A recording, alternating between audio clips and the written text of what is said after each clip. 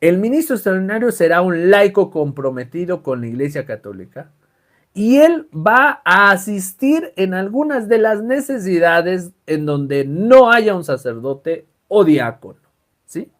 Entonces, es importante poner de frente cómo está la jerarquía de nuestra Iglesia Católica. Recuerden que nosotros estamos dirigidos por el Santo Padre, que es el Papa, y de ahí viene todos los obispos. Y después de los obispos, los sacerdotes. Y los sacerdotes vienen los diáconos.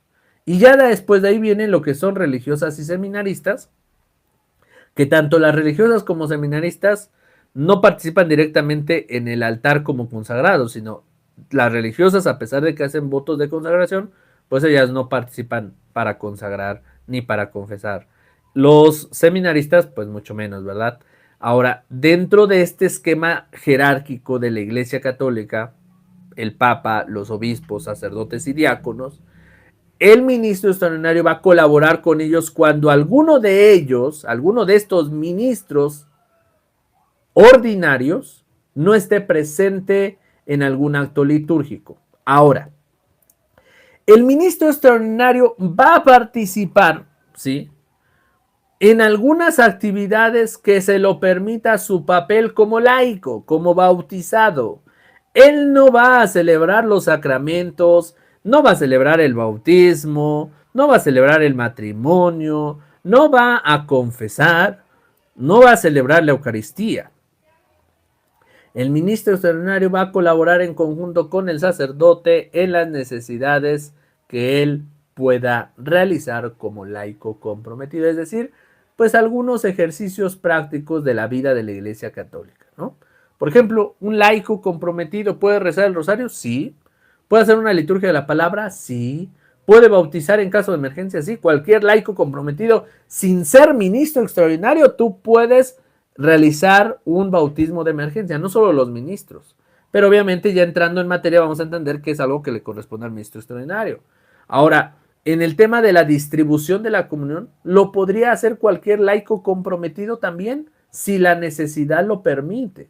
Todas estas actividades que no van directamente con el papel del consagrado, lo podemos hacer cualquier laico comprometido, no solo el ministro extraordinario. Ya al ministro extraordinario se le va a dar esta tarea, pero cualquier laico puede hacer la actividad del ministro extraordinario. Entonces, el sacerdote, el obispo, tienen actividades particulares como bautizar, consagrar, confesar, celebrar los sacramentos. Y esto no lo puede hacer el ministro extraordinario. Entonces, ¿cómo surge? Bueno, este oficio del ministro extraordinario se estipula en el canon 230 del derecho canónico, en su párrafo tercero, que dice lo siguiente: donde lo aconseje la necesidad de la iglesia y no haya ministros, pueden los laicos, aunque no sean lectores ni acólitos, suplirles en algunas de sus funciones, es decir, ejercitar el ministerio de la palabra, presidir las oraciones litúrgicas, administrar el bautismo en caso de emergencia y dar la sagrada comunión según la prescripción del derecho. Se introdujo la figura de ministro extraordinario con motivo de la reforma litúrgica posterior al Concilio Vaticano II en el año de 1973, mediante la instrucción In Mensae Caritatis de la Sagrada Congregación para la Disciplina de los Sacramentos, del 29 de enero de 1973. Actualmente está recogida en el canon 910 en el párrafo 2. En el canon 231 se establece: para ejercer este ministerio se requiere de la debida formación, conciencia y generosidad. Tres cosas importantes que indica el canon 231: debida formación, conciencia y generosidad. Y vamos a partir del primer punto: formación. ¿Por qué la Iglesia Católica es muy perseguida y criticada por los hermanos protestantes? Porque en muchas ocasiones los ministros extraordinarios no tienen ni siquiera formación, no están formados en la fe. Y eso hace que den un mal testimonio. Digo, no siempre es en todos lados, pero en algunos casos los malos testimonios hacen que precisamente la gente se aleje de la Iglesia Católica y entonces recibamos más críticas por los malos testimonios. Punto número 1, entonces, de tener la debida formación. Número 2, conciencia. El ministro extraordinario tiene que estar consciente de lo que va a administrar en sus manos. No es cualquier cosa, es el cuerpo de Cristo. Y cuando nosotros tenemos el cuerpo de Cristo podemos dudar. Pero cuando ya estamos en el servicio, no se nos permite dudar. Y hay algunos ministros que empiezan a cuestionar si realmente Jesús estará acá en este pedazo de pan. Y como ellos se cuestionan, pues empiezan a cuestionar a la gente. Y entonces en sus predicaciones o cuando comparten algún consejo con la gente, ellos en lugar de confirmar que Jesús está vivo y presente en el sacramento de la Eucaristía, lo que hacen es confundir a la gente y decir, pues no sé realmente si Jesucristo esté acá. Yo también como que pienso, ¿cómo va a estar Jesús en un pedazo de pan? Una persona que duda del pan eucarístico no puede ser ministro extraordinario. La persona que va a ser ministro extraordinario, aparte de que tiene que ser un laico comprometido, aparte de que tiene que tener una formación previa, tiene que tener conciencia de lo que va a administrar el cuerpo de Cristo. Lo vamos a tener en nuestras manos, lo vamos a dar a los enfermos, a los más necesitados.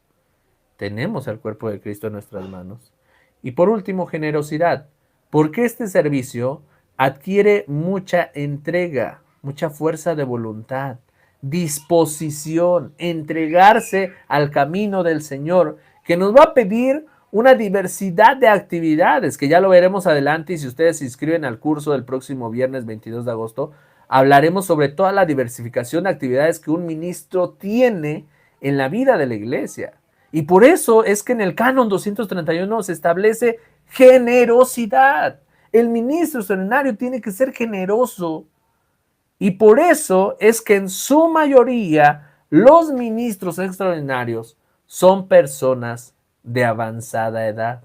No porque los viejitos sean los que más están en la iglesia, no, sino porque ellos tienen más disposición de tiempo. Imagínense un joven de 25, 30 años que tiene que ir a su trabajo, tiene que ver a su familia, tiene que ver por sus hijos, pues difícilmente tendría una disposición a las 3 de la madrugada, a las 5 de la tarde, si toca ir a visitar a un enfermo que está a punto de morir, está en caso de emergencia y necesita recibir una oración o necesitan realizar una liturgia de la palabra en ausencia del sacerdote, ahí tenemos que estar. Y se necesita la disposición, la generosidad. Por eso es muy importante también tomar en cuenta el tema de la edad. El ministro extraordinario tiene que ser una persona ya no con tantos compromisos personales, hablando de responsabilidades familiares. Y acá viene un tema muy importante con respecto a ello. Acá surge un tema también del diácono permanente. Hoy en día tenemos un punto muy importante en nuestra Iglesia Católica que es el de los diáconos permanentes, ¿sí?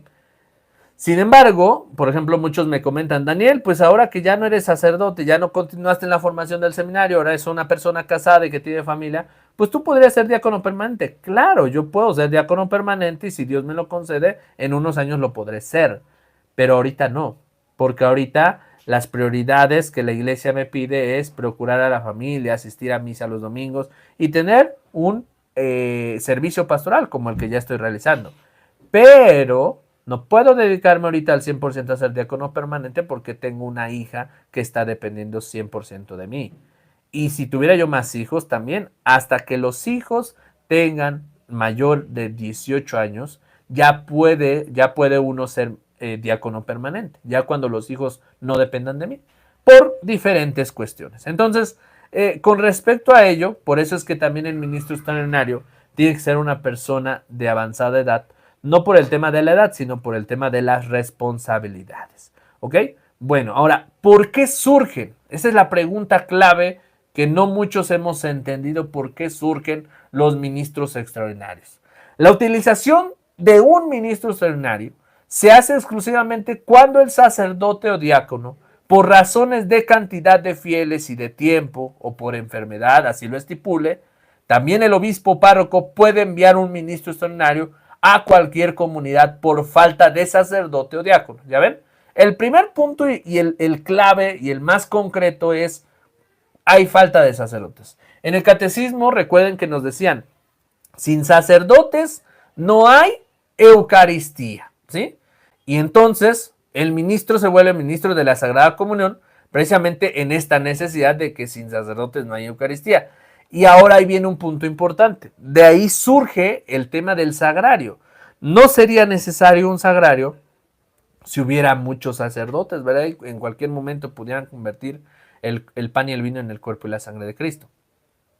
Dado la necesidad de que tenemos pocos sacerdotes, y siempre ha sido así, esto no es de hoy, esto siempre ha sido así, tenemos esta necesidad, por eso la oración por las vocaciones. Rueguen por tanto al dueño de la mies que envíe obreros a su rebaño, para que trabajen por el pueblo de Dios, ¿sí? Y muchas cosas van a cambiar en los próximos años con respecto a la vida consagrada, pero no quiero adelantarme en algunos puntos de actualización. Simplemente quiero compartirles que va a surgir el ministro extraordinario por la falta de sacerdotes, ¿no? Cuando tenemos esta falta de sacerdotes, en todos lados hay falta de sacerdotes, pues el ministro va a entrar a colaborar con el sacerdote, pero ya entrará también el criterio del sacerdote, qué actividades te puede poner a hacer. Hay párrocos que te mandan a bendecir una casa, lo podemos hacer, ¿sí? De hecho, nosotros podemos bendecir la casa teniendo el agua bendita, bendecimos. ¿Podemos bautizar a alguien en caso de emergencia? Sí. Cualquier persona, incluso que no sea católica, si el deseo lo tiene la otra persona que quiere bautizar a su hijo, cualquier otra persona puede bautizar, ¿sí? Y estas cuestiones, pues son simples, son sencillas que todo católico tendría que conocer, pero la verdad es que nos falta mucha formación en nuestra iglesia católica.